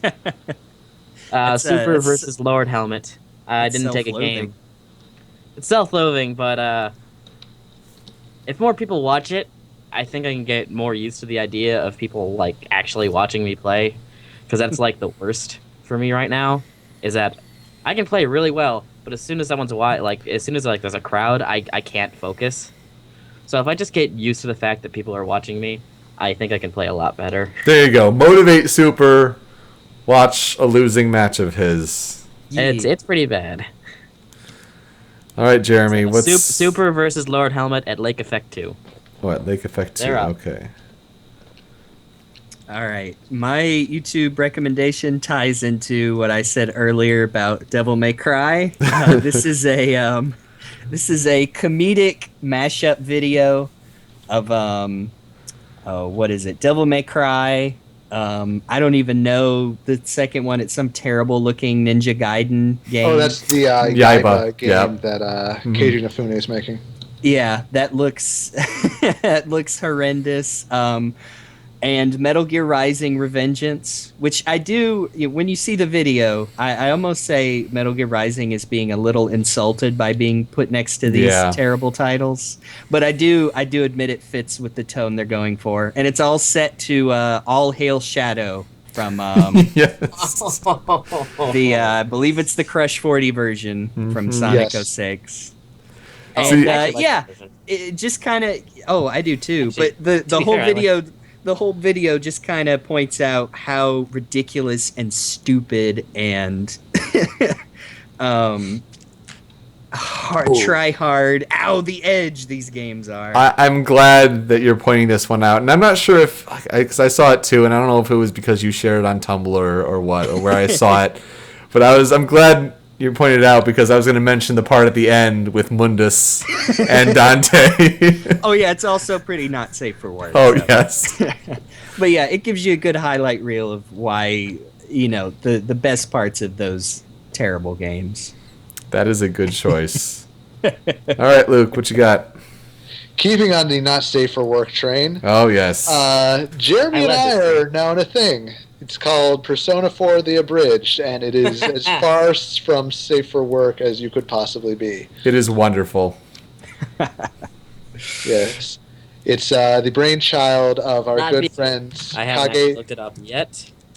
It is the brainchild of our good friends Kage Jihashi and Rashinban, who both do voices in Sonic F. And you can find it at youtube.com/P4Abridged. It, like I said, it's raunchy, it's dark, it's not safe for work by any stretch of the imagination.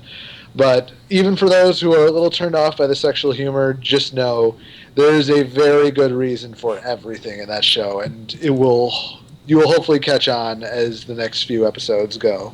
Right. So I'll far. just say that if you're into Persona and you know what Persona everything revolves around, like the underlying theme, then I think you'll get the joke. Yes. I gotta say, you guys really did a good job with that. Not just your voice acting performance, everyone involved though. It's a really, really strong pilot. Yep. Well done And- in all parts. And as far as I know, they are working on episode 2 right now. It is Nice. true. Excellent. Something might have an episode update.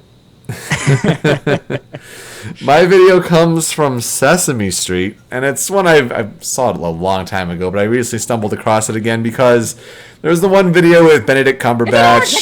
It's not an orange! Whoa, whoa, whoa, whoa, whoa, whoa, whoa. There's the Benedict Cumberbatch video going around where he's with the yes. count and he's the kind of 3 or is it 4 or whatever. But I'm like, if you're gonna parody a TV show and your Sesame Street, you gotta go with 30 Rocks. So Sesame Street, 30 Rocks. If you've seen 30 Rock, you'll appreciate it. Yes. So that's, I think, all we have to cover, and that's coming up on 2 hours. My goodness, a jam-packed episode, a lot of stuff, great discussion. Cyberlink 420 Game Buddy, thank you so much for joining us. Anytime. Always a pleasure. Of It course. was fun. And hopefully we'll have you back on before another year passes. I'm going to hold you to that. All right, maybe when Sonic Well, Boom yeah. comes out, and we'll be like, yo, what is this? I will We'll have you probably on be next too time busy you saving the release planet from disaster. We'll have you guys on next time you release an episode of Sonic F. Oh, You boy. didn't have us on the last time we released an episode of Sonic F. That's true. Or I the didn't time say before that. that. Or the time before that. I don't trust you anymore, Super. You didn't trust me to start with. That's true. And this is good reason why. I just said it now. It should only go from this point forward, not for this point backward. I exist throughout all of time and space, Super. And on that bombshell, it's time to end. With that, I'm Yoko. I'm confused. I'm omnipotent. I'm Game Buddy. And we're out! We'll see ya.